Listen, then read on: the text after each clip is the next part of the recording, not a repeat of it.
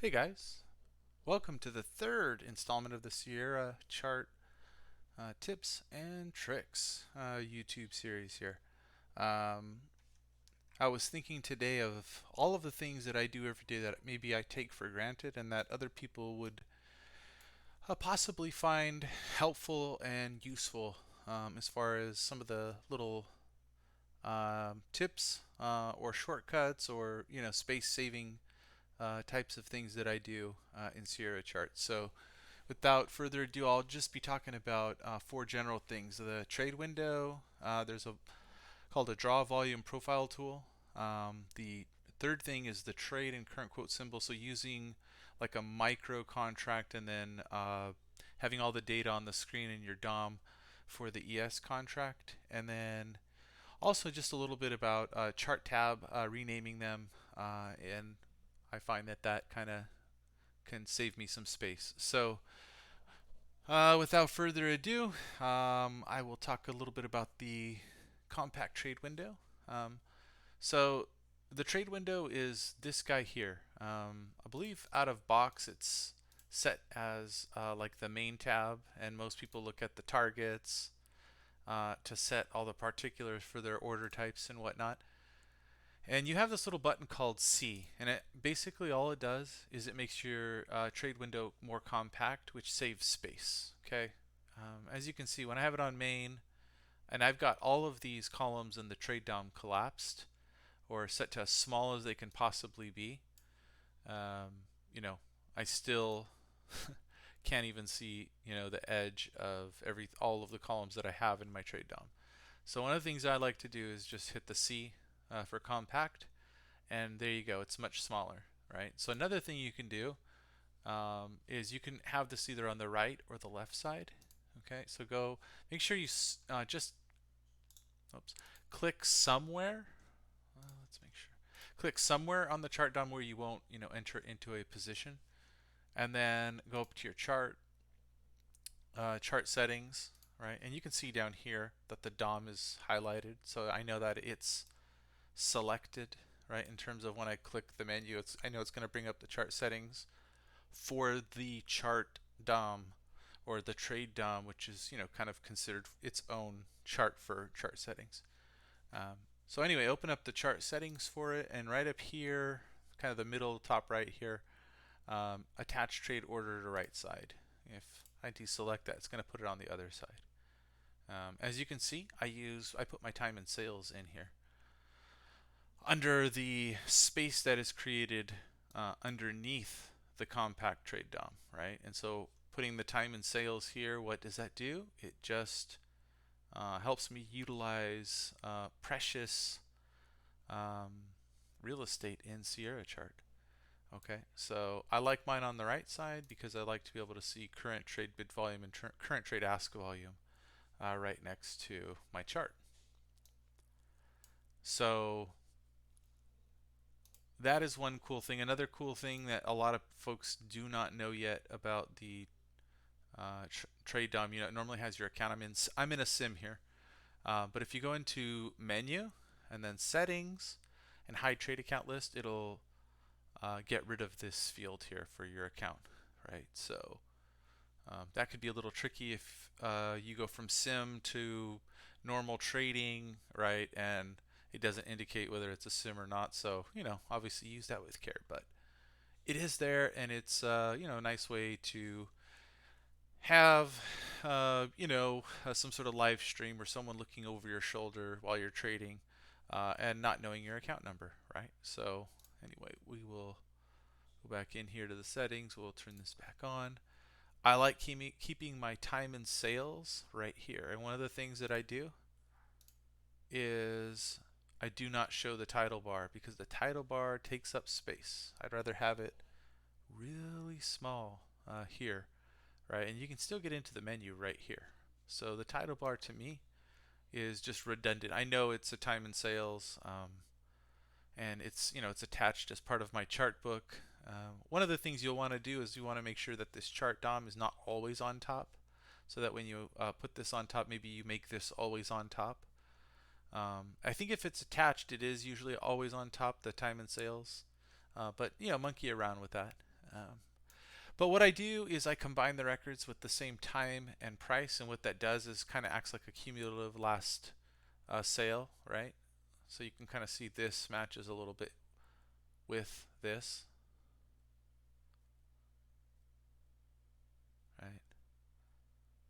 So the volume is, it's pretty close. Anyway, maybe the refresh rates are a little bit different between these two. The My DOM refresh rate is pretty low. So anyway, this will just sort of aggregate sales at each level. That way you're not having like, let's say you get rid of it, you do not combine it, you're going to see a bunch of ones and twos. Hard to keep track of order flow, whereas like with same time and price, now it's aggregated, right? So same time and price. You could say same price and type as well, right? So this is actually exactly like the cumulative last sale, right? You can see it matches up perfectly. So that's cool. Also, your highlight and alert by field, you could do volume and then like do a condition where it's equal or greater than 10. Then you color the row with whatever you've set in your global settings, graphics settings for this field. Okay, so that just tells me that there's been a lot 10 or greater, right, in this accumulation. So, this is a great way to kind of look at order flow without really without really having to try to keep track of it with small lot sizes. So I highly recommend that because you can still keep track of order flow. You can still see when things are changing, right? The volumes are still going to change as long as they're buying 0925, right? So we got through that. So, now someone sold back into that level and then they bought 3 more out of this 25 here. So anyway, it's kind of like seeing a footprint on your time and sales. So extremely useful, I think. Again, fiddle with it, watch it, and then the more you understand it, the more you'll realize, wow, it is a lot like a footprint, except in time and sales. Although with footprint, you can see more data aggregated at multiple levels. But in terms of flow, this will get you closer to that. Okay, so um, I think that's really cool. So now the second thing, going to the draw volume profile tool. I suggest you add it as a button up here if it's not already there in the out of box Sierra chart package in like your control bar. All right. So I have it here as draw VBP, and then you also want to add a button for erase VBP. Why? Because when you draw,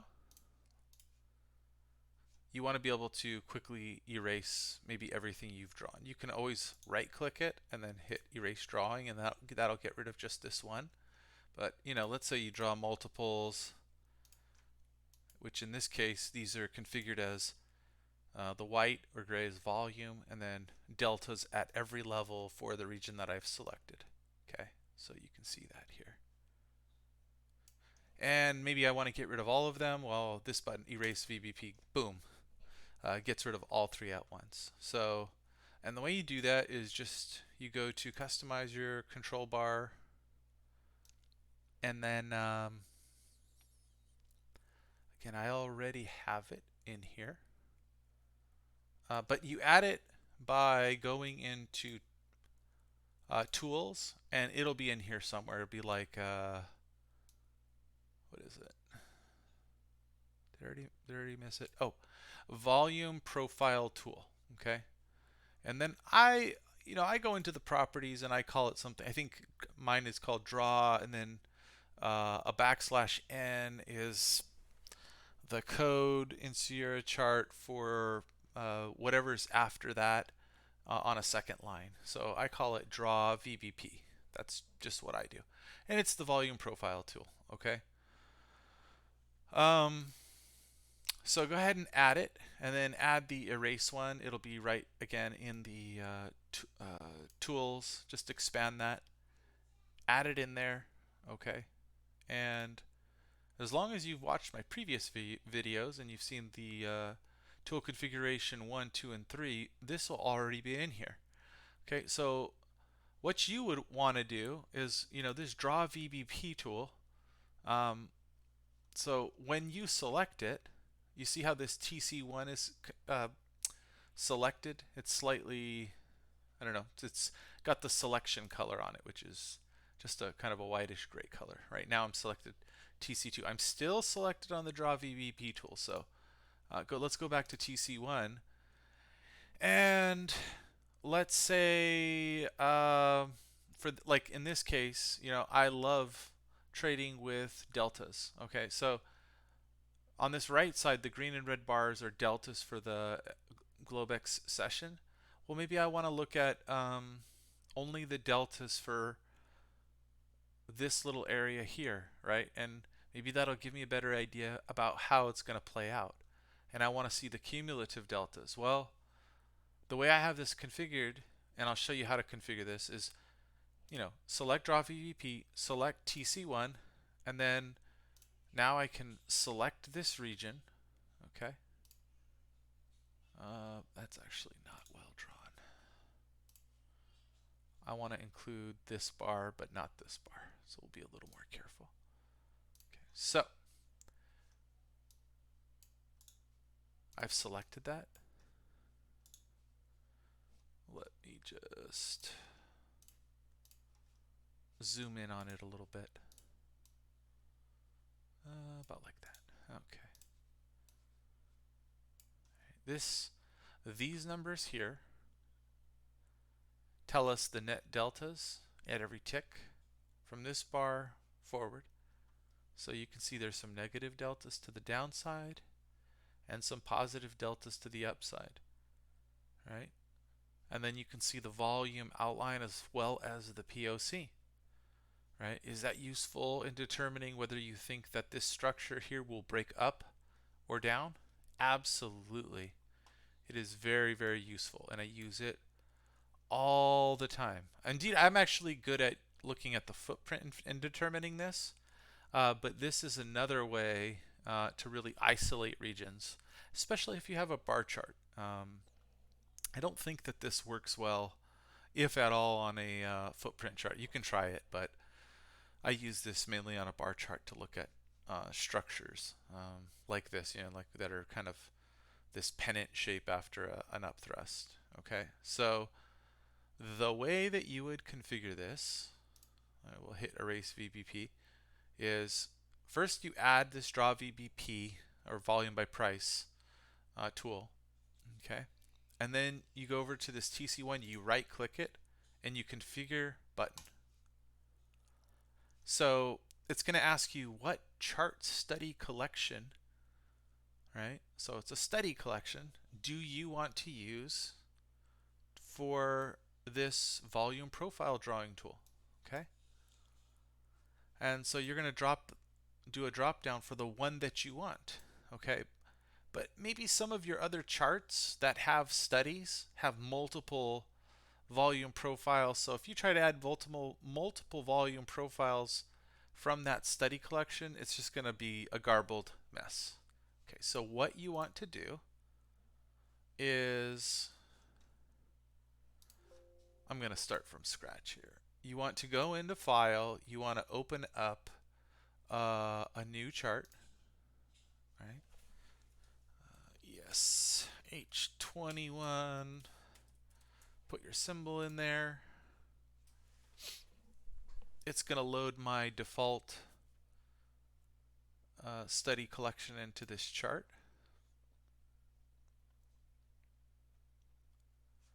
In the meanwhile, as this thing's loading, I'm going to detach it.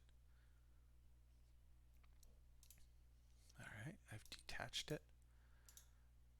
I'm going to go into the studies and clear them all out, because this is what you guys would be seeing.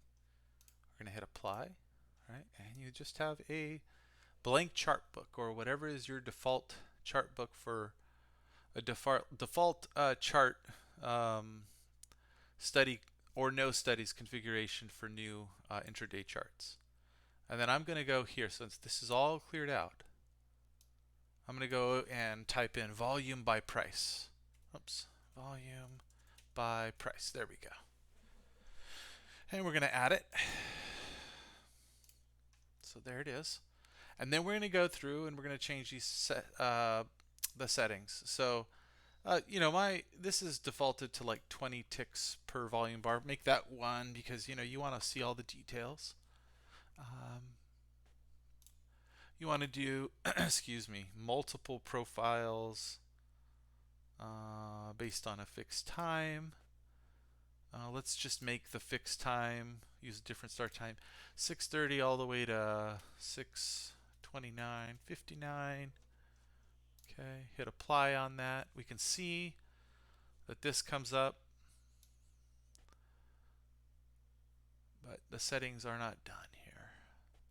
So let's see. Instead of right aligning the volume bars, we're going to say let's go to the left. So we'll hit no. See, now it's on the left.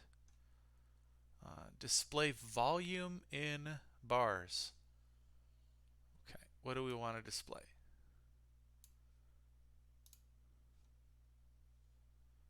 We want to... This will show so we want to display ask volume minus bid volume. This will basically show you the text for what the actual ask volume minus bid volume, or delta, is at specific tick levels. Okay. So for display volume in bars, ask volume minus bid volume. That's what you want. Okay. Total bar calculation method, total volume. Your maximum volume width type, volume bar width type, you want to change that to period length and something like 50%. What this is going to control is for the area that you select, the width, the maximum width of the bars, volume bars, is going to be up to 50% of that width. So if it's an area that is small, right, it'll be half the area will be the maximum length of the largest volume bar, right? So that'll just prevent you from, seeing almost a flat line in terms of the volume profile. So let's see what else here. Use transparent draw style. Probably not. Okay, so it's going to make that really bright. So maybe go to the subgraph style and change it to something a little nicer. Slightly dark gray. Hit apply. Okay, that looks better.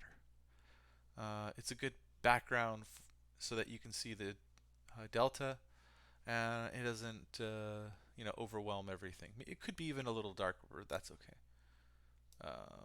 So, right, do you want your point of control to be in there? Maybe you do, maybe you don't. I don't know. I say yes, right? And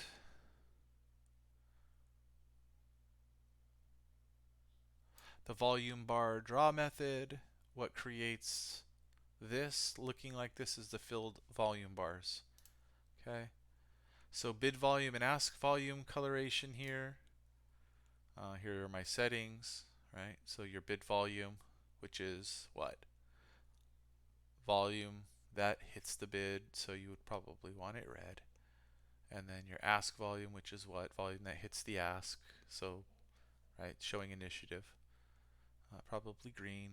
And then the volume numbers text color, which are these. Again, green and red. It's opposite to this, by the way. So,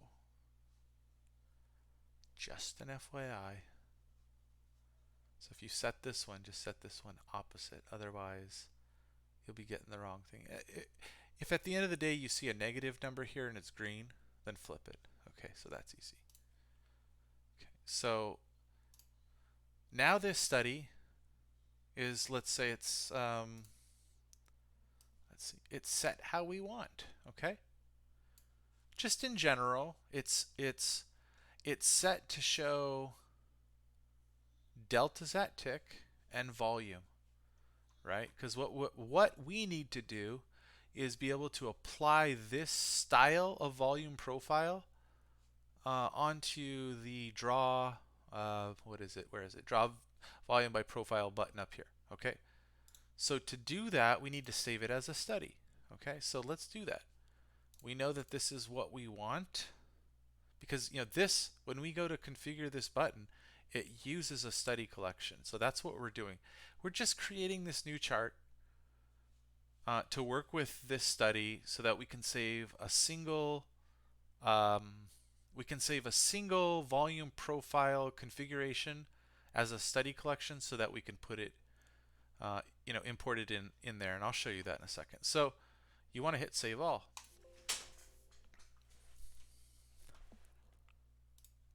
I didn't put a name in, so we want to call it something. Maybe, I don't know. I've already done this before. 21 delta volume by profile for draw VBP, right? We want to make a nice. So I don't know exactly where I left off. My kid kept opening and closing the door and throwing dolls, well, little stuffed animals at me. I think I was talking about the naming, so just name it something so that you can remember that it's always for the draw VBP button, right? Maybe you want to say draw VBP button or something. And save all, hit save all, and then just keep this chart open, maybe minimize it, right? And then going back to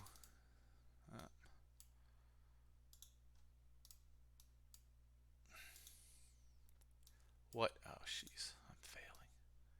What I was showing you guys before, which is this draw VBP button, and then selecting TC1, and then right clicking TC1, hitting configure button, and then going and selecting that VBP study collection that you just made, and then saving it, and save it as something that makes sense to you. So deltas and volume, right? And you could say at tick or something. I don't know.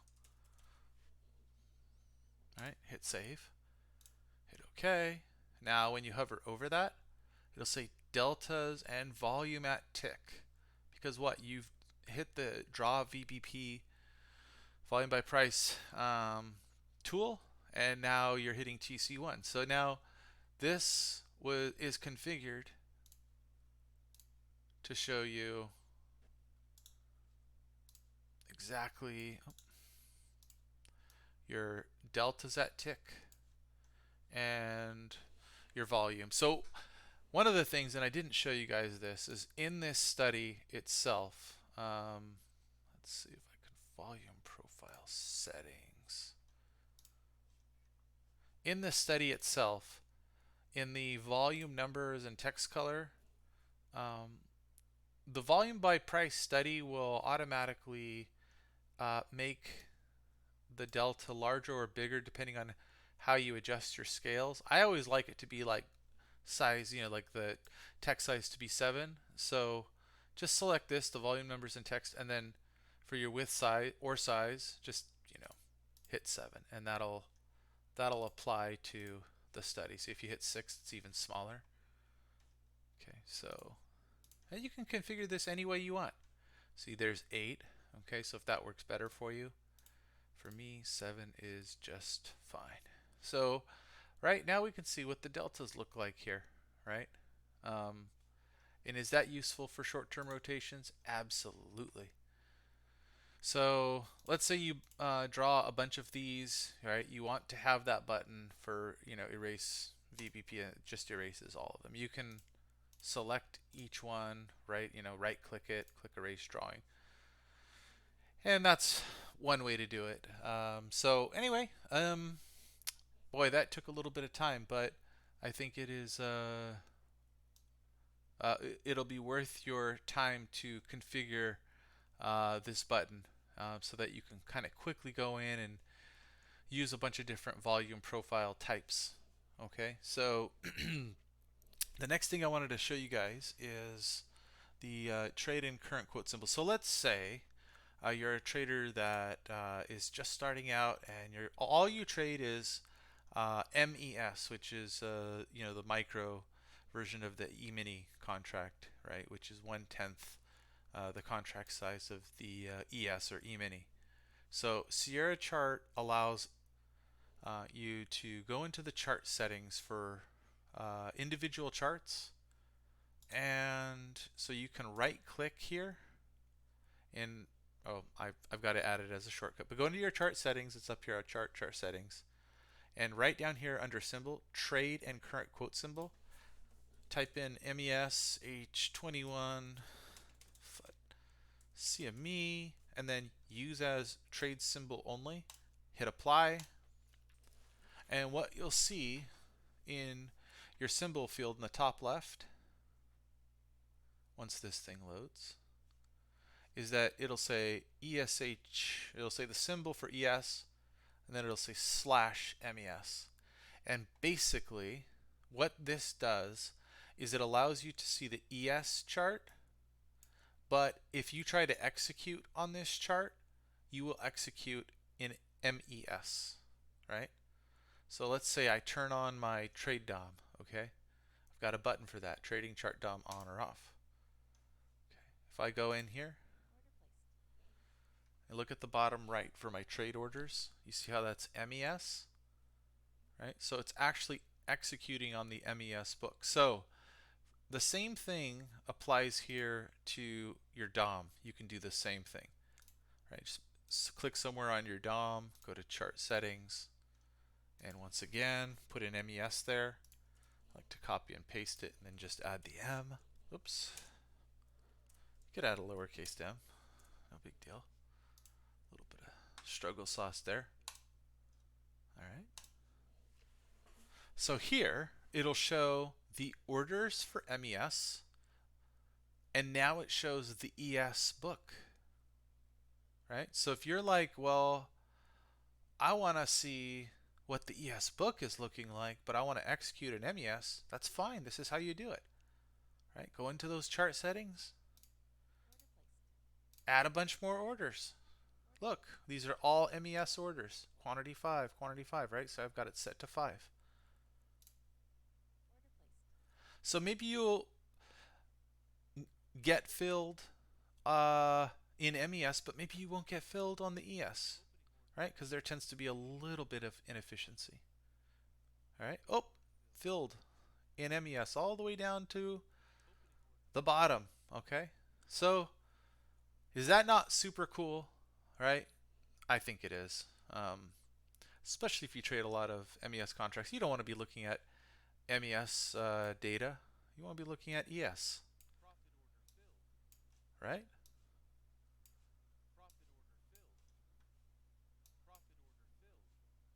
We'll get out of this. So it shows your P&L as 294. Well, that's not correct. It's now showing the P&L as if it were an ES. So all you do MES to go see what it is, and that's what it really is. Then again, so you see how I clicked on ES, and then it went to 1361. I clicked back on ES, and now it's taking into account that your trade only symbol is MES, and even though you're on ES here, that's your total P&L. So it does adjust for the symbol change in your P&L. So anyway, that's cool. Another thing is your chart tabs, right? You can choose to put them down here at the bottom or up here at the top. Where you do that is in your general trade settings, global settings, general trade settings. Well, I think, no, I guess not. Global, it's in global settings, general settings, sorry. And where is it? So for tabs, for new charts, see how it says tabs here, show chart book tabs, which is this. I have a chart book called main, and I have a chart book called this, because I trade these 6 symbols regularly. I like to show those at the top just to differentiate the rows, right? So I know if I'm looking up, those are chart books. If I'm looking down, these are charts. And so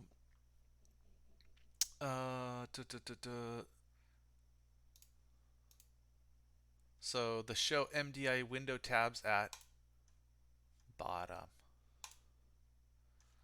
right? And that's what you want to select. You can hit support multiple rows or whatever if you want. But so these names are by default pretty long. They include like the symbol, the link, the chart number, uh, the time frame you're trading in.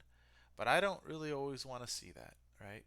I know that certain charts are for certain things. So all you do is just right click and click rename, and you can rename that according to how you want it named. Okay.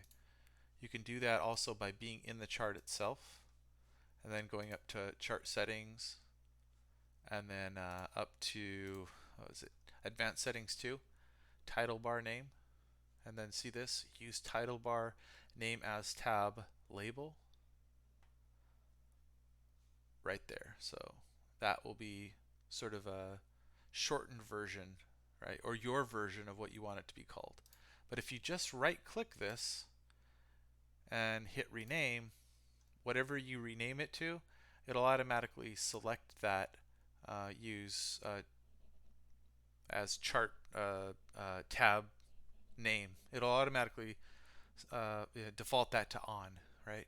So it's just a little shortcut, and it again, it um, it cleans up or gives you more real estate, which is that's for us traders that's precious. So anyway, I hope you guys enjoy this video. If there's something that you want me to show a little bit more of, this is already a little bit on the long side, but if there's something you guys want me to show a little bit more of, just put it in the comments, and share the videos, like, subscribe, all that good stuff, and happy trading.